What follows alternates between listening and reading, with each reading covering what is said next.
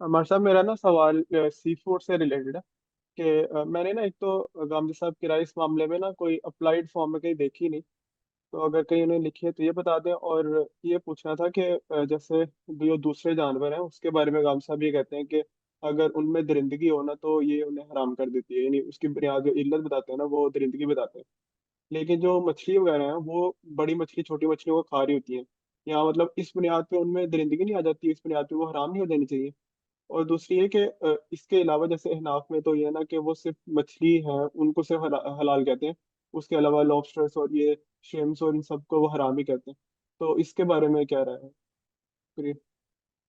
हालाँकि मेरे मेरे सामने भी नहीं है कि उन्होंने मुंदरी जो सी फूड है, उस पर इस तरह कोई हो सकता है उन्होंने की हो, लेकिन मेरे सामने नहीं है। लेकिन फ़िक़ही लिहाज़ से या इज्तिहादी लिहाज़ से मेरे ख़्याल में इसकी गुंजाइश है।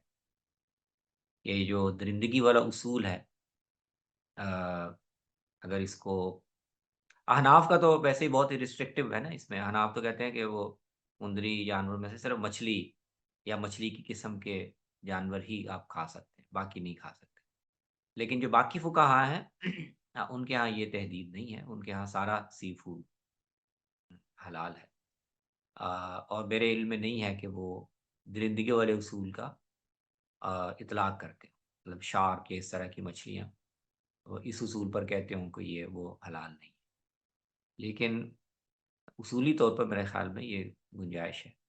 अगर आप कोई अहले इल्म करना चाहें और इसको इसका इंतबाह करें, तो ज़ाहिर नस तो नहीं है, कोई कतई इज्तिहाद भी नहीं है, लेकिन इसका एक बुनियाद बन जाती है। मेरा इसी से रिलेटेड एक सवाल ये था कि जो है गधे के बारे में कहा जाता है कि वो हराम है ना। तो मैं पूछना ही चाह रहा था कि ऊँट के बारे में तो कुरान पाक में आ गया ना कि वो हलाल है। हालांकि मतलब जिस तरह हम सब कहते हैं कुछ जानवर हैं वो सवारी के लिए बनाए गए हैं, कुछ जानवर खाने पीने के लिए। तो ऊँट जो है वो भी तो सवारी के लिए इस्तेमाल होता है और उसी तरह खाने पीने के लिए भी इस्तेमाल होता है। तो जो गधा है या इस तरह घोड़ा है और वो उसको फिर वो इसी बुनियाद पे हराम कह रहे होते हैं कि वो तो सवारी के जानवर है। तो ऊँट भी सवारी का जानवर है इस सेंस में, तो इसमें तफरीक किस तरह से करते हैं? हाँ, ये सही अच्छा सवाल है।